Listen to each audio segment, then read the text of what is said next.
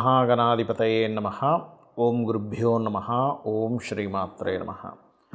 పరమేశ్వర స్వరూపమైనటువంటి జ్యోతిష, వాస్తు మరియు ఇతర అనేకమైనటువంటి శాస్త్రములను మనకు అందించినటువంటి మహర్షులకి నమస్కారం. హయగ్రీవ హయగ్రీవ హయగ్రీవేతి యో వదేత్తస్య నిస్సరతే వాణి జహ్నుకన్యా ప్రవాహవత్. అరుణాం కరుణాతరంగితాక్షీం ధృతపాశాంకుశపుష్పబాణచాపాం అనిమాదిభిరావృతాం మయూకైః అహమిత్యేవ విభావయే భవానీం. శ్రీమాత్రే నమః.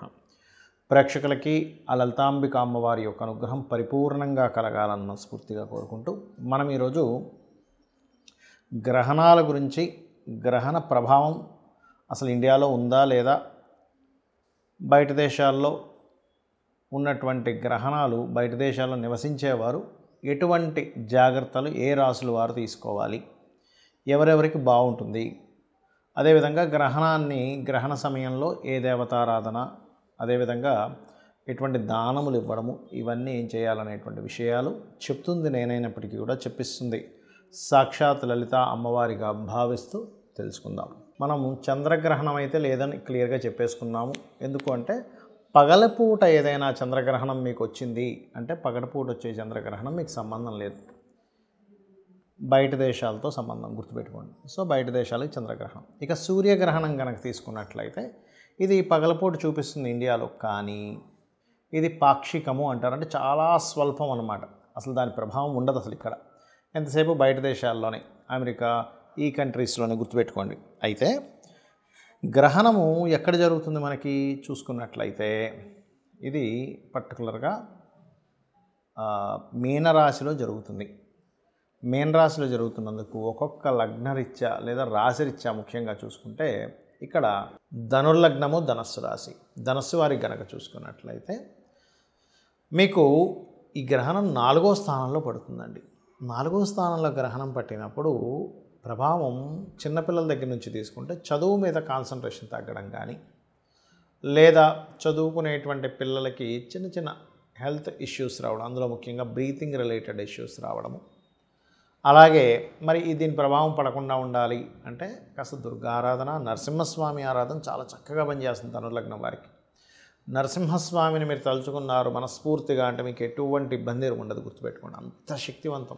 మనం ఏదో ఆ నామం అండి ఇలా తలుచుకుంటే అలా వస్తాడా భగవంతుడు అంటే సర్వత్రా ఇందుగలడందులేడని సందేహంబు వలదు అన్నట్టుగా నరసింహస్వామి యొక్క ఎనర్జీ అని కాదు, ఈ దేవతాశక్తి మొత్తం నిండుంది. మీరు ఏ దేవతాశక్తిని ఏ రూపంలో అనుకుంటే ఖచ్చితంగా ఆ సెకండ్ మీ పక్కనే ఉంటుంది, గుర్తుపెట్టుకోండి. ఎందుకంటే మనలో ఉన్నాడు భగవంతుడు అని చెప్తుంది శాస్త్రం, వేదం కూడా.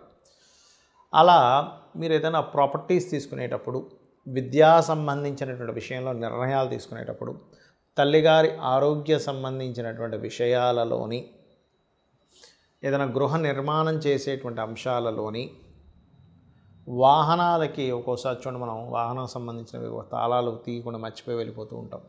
వాహనాల భద్రతా సంబంధించిన విషయంలో ఈ యొక్క పని వల్ల నేను అనవసరంగా డీఫేమ్ అవుతానేమో, నా పరువు పోతుందేమో, అనవసరంగా నేను అనవసరంగా ఎంటర్ అవుతున్నానేమో ఇట్లాంటి వాటిల్లోకి అని అనుకునేటువంటిది మీకు ఎక్కడ సిక్స్త్ సెన్స్ అనిపించినా వాటి జోలికి ఎట్టి పరిస్థితుల్లో వెళ్ళకండి, ఇది గుర్తుపెట్టుకోండి. ఇక మీరు ఎంత లక్ష్మీనరసింహస్వామి ఆరాధన చేసుకుంటే అంత బాగుంటుంది.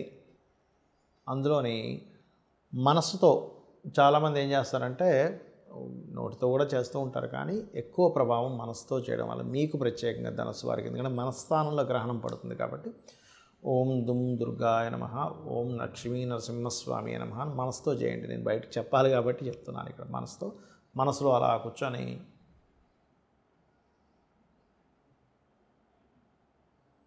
అలా చేసుకోండి, అన్ని విధాలా మీకు బాగుంటుంది. ఇక ఈసారి సూర్యగ్రహణ సమయాలు ఏమిటి అంటే మధ్యాహ్నం 2:20 నుంచి 4:17 వరకు అని, 13 నిమిషాల వరకు అని చెప్తున్నారు. దాదాపుగా 4:15 వరకు అనుకోండి. అయితే మరి పగడపూట సూర్యగ్రహణం ఉంది కదండి, మనకెందుకు పాక్షికమైంది అంటే అది గ్రహణం ఎప్పుడు కూడా సూర్యగ్రహణాలు రవి, చంద్ర, రాహు డిస్టెన్స్ని బట్టి, చంద్రగ్రహణం అయితే రవిచంద్ర కేతు ఉండేటువంటి నోడ్స్ అంటారు దాన్ని, ఛాయాగ్రహాలు కాబట్టి వాటి డిస్టెన్స్ని బట్టి మనకు అది పాక్షికం అవుతుందా సంపూర్ణ గ్రహణం అవుతుందా అనే క్యాలిక్యులేషన్ ఉంటుంది. మనకది పాక్షికము, సూర్యగ్రహణం అనేటువంటి పాక్షికం, అంటే అసలు కనబడదు మనకు పెద్దగా. కాబట్టి మన ఇండియాలో దాని ప్రభావం ఉండదు. ఎంత ఉన్నా కూడా మీకు బయట దేశాల్లోనే గుర్తుపెట్టుకోండి. అయితే ఇండియన్ టైమింగ్ మాత్రం ఇది. చంద్రగ్రహణం అయితే అసలు లేనే లేదు, అయిపోయింది దాని పరిస్థితి కూడా. ఇక సూర్యగ్రహణ సమయంలో మరి ఇక్కడ ఇండియాలో ఉన్న వాళ్ళు ఇల్లు శుభ్రపరచుకోవడము, అదేవిధంగా గర్భిణీ స్త్రీలు కాస్త రెస్ట్ తీసుకొని పడుకోవడము, ఇట్లాంటివి ఏమైనా ఉంటాయా? ఫుడ్ తినేటువంటి విషయంలో చూడండి, మనకి గ్రహణం ముందుంది అనగానే ఒక 4-5 గంటలు 8 గంటల ముందే కూడా తినేస్తారు కొంతమంది. మినిమం 4 గంటల ముందు కూడా తినేవాళ్ళు ఉంటారు. ఇటువంటివి ఏమైనా పాటించాలా అంటే ఎప్పుడైనా గుర్తుపెట్టుకోండి, ఇక్కడ లేనప్పుడు మీరు కంగారు పడాల్సిన అవసరం లేదు ఈ విషయాల్లో. అదేవిధంగా ఇక్కడ గుళ్ళు కూడా మనం ఏం ముయ్యము. సహజంగా కూడా ఇంట్లో మనకి గ్రహణ సమయంలో ఏం చేస్తాము, ఆ దేవతా మందిరంలో ఉన్నటువంటి వాటన్నిటిని తీసుకొని చక్కగా కడుక్కొని మళ్ళీ పెట్టుకుంటాం. మీరు కామన్గా మీరు చక్కగా శుభ్రంగా ఉండాలనేటువంటి భావనతో తీసి వాటిని శుభ్రపరచుకోవాలంటే పరచుకోండి. కానీ గ్రహణ ప్రభావం వల్ల మాత్రం ఏమీ లేదు, ఇక్కడ గుర్తుపెట్టుకోండి. మరి ఈ గ్రహణ సమయంలో మంత్ర సాధన చేయవచ్చా? ఎందుకంటే మనకి లేకపోయినా ఆకాశంలో ఆ గ్రహాల యొక్క అలైన్మెంట్ ఉంది కదా, అంటే ఖచ్చితంగా చేసుకోవచ్చు. మనకి దుష్ప్రభావం పడదు, కానీ ఆ సమయంలో మీరు చేసేటువంటి సాధన ఏదైతే ఉంటుందో దాని మూలంగా మీకు బలం అయితే ఖచ్చితంగా వస్తుంది. ఎందుకంటే గ్రహణం లేకపోయినా సరే మీరు మంత్రం చేసుకునే ప్రభావం ఉంటుంది కదా, గ్రహంతోనే సంబంధం లేదు కదా. కాకపోతే ఆకాశంలో వేరే దేశంలో ఉండే, ఎప్పుడైతే మనకి ఇప్పుడు అమెరికా, ఆఫ్రికా ఈ కంట్రీస్లో ఉన్నాయని చెప్పుకున్నాం, అయితే ఈ కంట్రీస్లో ఉండే వాళ్ళ సాధనకి ఇంకా ఎక్కువ ప్రభావం ఉంటుంది. వాళ్ళకి గ్రహణ ప్రభావం ఉంటుంది, సాధన చేసినందుకు ప్రభావం ఎక్కువగా ఉంటుంది. కాబట్టి ఈ సమయంలో కనుక ఎవరైనా సరే గుర్తుపెట్టుకోండి, ఉద్యోగం కోసం బాగా ఇబ్బంది పడుతున్నామండి అని అనుకునేటువంటి వారు లలితా సహస్రనామాల్లో నామాలైనా చేసుకోవచ్చు. అంటే ఏమిటి? ఓం శ్రీమాత శ్రీ మహారాజ్ని శ్రీమత్ సింహాసనేశ్వర్యే నమః, లేదా ఓం మాణిక్య మకుటాకార జానుద్వయ విరాజితాయే నమః, ఇలా చేసుకోవచ్చు. లేదా అప్పులు అపర్ణాయే నమః. లేదండి మేము విష్ణువుని ఎక్కువగా ఆరాధిస్తాము, ఓం నమో నారాయణాయ. కొంతమందికి ఎక్కువ బాధ ఉంటుంది, ఎప్పుడు ఏదో ఒక దిగులు ఉంటుంది, అటువంటి వారు ఓం మధుసూదనాయ నమః అనే నామం అద్భుతంగా పనిచేస్తుందండి. మీరు చూడొచ్చు, ఒక్క 10 నిమిషాలు ఓం మధుసూదనాయ నమః, ఓం మధుసూదనాయ నమః అనుకుంటూ ఉంటే తెలియకుండానే మీ లోపల నుంచి ఏదో తెలియని ఒక ఇది పోయినట్టుగా అనిపిస్తుంది. అదేవిధంగా కొంతమందికి భయం ఉంటుంది, అలాంటప్పుడు లలితా సహస్రనామాల్లో ఓం కనకాంగద కేయూర కమనీయ భుజాన్వితాయే నమః, ఖచ్చితంగా మీకు ఆ భయం, భీతి ఏదో అయిపోతుందేమో అనేటువంటి ఒక భ్రాంతి నుంచి బయటపడతారు. అయితే మనం గతంలో ఆల్రెడీ చెప్పుకున్నాం, ఏమండి ఈ గ్రహణాలు పట్టబోతున్నాయి, బుధుడు నీచబడుతున్నాడు, షేర్ మార్కెట్లో భయంకరంగా కుప్పకూలబోతుంది అని ఎప్పుడు ఒక 15-20 రోజుల క్రితమే చెప్పుకున్నాం. ఈ మధ్యకాలంలో కూడా దాని యొక్క ప్రభావం మీరు అందరూ చూశారు. కాబట్టి దీని యొక్క ప్రభావం ఇంకా ఫ్యూచర్లో ఉంది, కాబట్టి ఇంకా జాగ్రత్తగా ఉండండి షేర్ మార్కెట్ విషయంలో. బికాజ్ ఇక్కడ అది కూడా విదేశీ సంబంధించినవి, ఇక్కడ కాదు, బయట దేశానికి సంబంధించిన వాటిలో ఎక్కువగా ఉంటుంది. ఫ్రాడ్స్ ఎక్కువగా జరుగుతాయి ఈ గ్రహణ ప్రభావాల వల్ల. నీటికి జల సంబంధించిన ఇవి ఎక్కువగా జరుగుతుంటాయి. ప్రళయాలు అంటూ ఉంటారు. బాగా ఎండపడుతూ ఉంటే సడన్గా వర్షాలు పడుతూ ఉంటాయి కొన్ని ప్రాంతాల్లో. సుడిగుండాలు లాంటివి ఇట్లాంటివి ఎక్కువగా లేస్తుంటాయి వాటర్లో కానీ గాలిలో కానీ. ఎందుకంటే వాయువులో ఒక రకమైన సుడిగుండాలు లాంటివి లేవడం, దాని ద్వారా కొంతమంది ఇబ్బంది పడడం, ఇట్లాంటివి ఎక్కువగా ఉంటాయి. అయితే గ్రహణం అయిపోయిన తర్వాత ఏ రాసుల వారికైతే మనం చెప్పుకున్నామో గ్రహణ ప్రభావం ఎక్కువగా ఉంటుందని, అందులో ముఖ్యంగా ఏ రాసుల వాళ్ళు ఎక్కువగా దానంగా ఇవ్వాలంటే మీనము, మేషము, కుంభము, కర్కాటకము, వృశ్చిక రాశి వారు, అది కూడా బయట దేశాల్లో ఉండేవారు. ఇండియాలో ఉండే వాళ్ళకి ఏమీ ఇబ్బంది లేదు. మీరు కామన్గా మీరు దానం ఇచ్చుకుంటా అంటే ఇచ్చుకోండి, కానీ ఇండియాలో ఉండే వాళ్ళకి ప్రభావం లేదు. సో ఇండియాలో ఉండేవాళ్ళు మేము దానం ఇవ్వాలేమో, అయ్యో ఇవ్వలేకపోతున్నానేమో, ఇవ్వకపోతే ఏదో జరుగుతుందేమో అని చెప్పి భయపడకండి. గ్రహణం అనేటువంటిది ఒక యోగము, గుర్తుపెట్టుకోండి.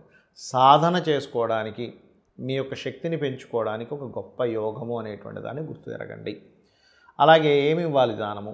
మినుములు, గోధుమలు, బియ్యము దానంగా ఇవ్వండి. అలాగే మరొక విషయం ఏంటంటే, ఇక్కడ వీటితో పాటు మీరు నువ్వులు కూడా దానం ఇవ్వచ్చు. సూర్య ప్రతిమ, చంద్ర ప్రతిమ, ఒక ఇత్తడి గిన్నెలో నెయ్యి, అలాగే సర్ప ఆకారంలో ఉన్నటువంటి 2 సర్పాలు కూడా దానంగా ఇస్తారు. అదేవిధంగా బియ్యము దానంగా ఇవ్వచ్చు. ఇందాక ఆల్రెడీ మనం చెప్పుకున్నాం. వీటిని చక్కగా ఉదయం 11 లోపల, గ్రహణం వీడిన తర్వాత నెక్స్ట్ డే 11 లోపల ఇవ్వవచ్చు. 11 దాటిన తర్వాత అంటే కొంచెం అది మధ్యాహ్న సమయంలోకి వెళ్ళిపోతూ ఉంటుంది కాబట్టి 12 అలా దాటితాయి కాబట్టి 11 లోపల ఇవ్వడం శ్రేష్టము. అలాగే మరొక విషయం ఏంటంటే, గోశాలకు వెళ్ళి కొంతమందికి చూడండి, ఇక్కడ ఏమండి మాకు ఇక్కడ కుదరలేదండి, మాకు దానం తీసుకునే వాళ్ళు ఎవరు లేరు అన్నప్పుడు దేశీవాలి గోవుకి గోంగూర కానీ, లేనట్లయితే తీపి పదార్థాలు ఏమైనా, తీపి చపాతీలు, నువ్వులు పెట్టకూడదండి, గుర్తుపెట్టుకోండి. నువ్వులు అనేవి తినిపించకూడదు గోవుకి. అరటికాయలు, బెల్లము, ఇటువంటి పదార్థాలను గోశాలకు వెళ్ళి గోవులకు పెట్టిన, రామాయణ మహాభారతాలు లాంటి గ్రంథాలు మనకి యూట్యూబ్లో ఎలాగో ప్రవచనాలు ఉన్నాయి, విన్నా, గజేంద్ర మోక్ష సంబంధించినటువంటి గజేంద్ర మోక్షాన్ని సంపూర్ణంగా విన్నా గ్రహణ ప్రభావం అనేటువంటిది పూర్తిగా తగ్గుతుంది. ఎవరికి విదేశాల్లో ఉంటూ అక్కడ జీవిస్తూ ఉన్నటువంటి వారికి, ఏమంటే నాకు సిటిజన్షిప్ అక్కడ ఉంది కానీ నేను ఇక్కడ ఉన్నాను, దాని ఎఫెక్ట్ పడుతుందా అంటే, సిటిజన్షిప్ అక్కడ ఉండి మీరు ఇండియాకి వచ్చారు ఆ టైంలో అంటే మీకు ఏ ఇబ్బంది ఉండదు, గుర్తుపెట్టుకోండి. కానీ ఇక్కడ నివసించేవాడిని గ్రహణ సమయంలో నేను అక్కడికి వెళ్ళి ఉన్నాను, అప్పుడు గ్రహణం పట్టింది అన్నప్పుడు ఖచ్చితంగా దాని ప్రభావం ఉంటుంది, గుర్తుపెట్టుకోండి. శ్రీమాత్రే నమః.